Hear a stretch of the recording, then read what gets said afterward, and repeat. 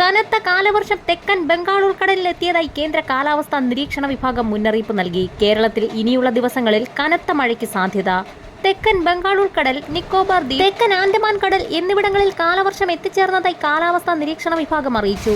സാധാരണയായി മെയ് 22 ഈ മേഖലകളിൽ കാലവർഷം എത്തുന്നത്. 3-4 ദിവസത്തിനുള്ളിൽ കാലവർഷം തെക്കൻ അറബിക്കടലിൽ ഉൾപ്പെടെ വ്യാപിക്കും. ഇത്തവണ 105% അധിക മഴയ്ക്ക് സാധ്യതയുണ്ടെന്നാണ് മുന്നറിയിപ്പിൽ വ്യക്തമാക്കിയിരിക്കുന്നത്. ഇത് പലയിടങ്ങളിലും മിന്നൽ പ്രളയങ്ങൾക്കും മലവെള്ളപ്പാച്ചിലിനും വരെ കാരണമായേക്കും. കാലവർഷം കേരളത്തിൽ മെയ് 27 എത്തിച്ചേരുമെന്ന് കാലാവസ്ഥാ വകുപ്പ് അറിയിച്ചു. കേരളത്തിൽ ഇനിയുള്ള ദിവസങ്ങളിൽ കനത്ത മഴ തുടരുമെന്നാണ് മുന്നറിയിപ്പ്. കണക്കുകൾ തെറ്റിച്ചുകൊണ്ട് തെക്ക് പടിഞ്ഞാറൻ കാലവർഷം ഇത്തവണ നേരത്തെ എത്തിയിരിക്കുകയാണ്. കാലവർഷം എത്തുന്നതിന് മുന്നോടിയായി വരും ദിവസങ്ങളിൽ ഇടിമിന്നലോടുകൂടിയ ശക്തമായ വേനൽ മഴയ്ക്ക് സാധ്യത. ഈ ദിവസങ്ങളിൽ കേരളത്തിൽ ഒറ്റപ്പെട്ട ഇടങ്ങളിൽ ഇടിമിന്നലോടുകൂടിയ മഴയ്ക്കൊപ്പം മണിക്കൂറിൽ 45 മുതൽ 50 കിലോമീറ്റർ വരെ വേഗതയിൽ അതിശക്തമായ കാറ്റിനും സാധ്യത. കൊല്ലം, പത്തനംതിട്ട, കോട്ടയം, ഇടുക്കി ജില്ലകളിൽ വരും ദിവസങ്ങളിൽ ശക്തമായ മഴയ്ക്ക് സാധ്യത. മധ്യ തെക്കൻ ജില്ലകൾക്ക് പുറമെ വടക്കൻ കേരളത്തിലേക്ക് മഴ വ്യാപിക്കുന്നു. വരുന്ന ആഴ്ച മുതൽ സംസ്ഥാനത്തുടനീളം ഒട്ടുമിക്ക ജില്ലകളിലും ശക്തമായ മഴയ്ക്ക് സാധ്യത.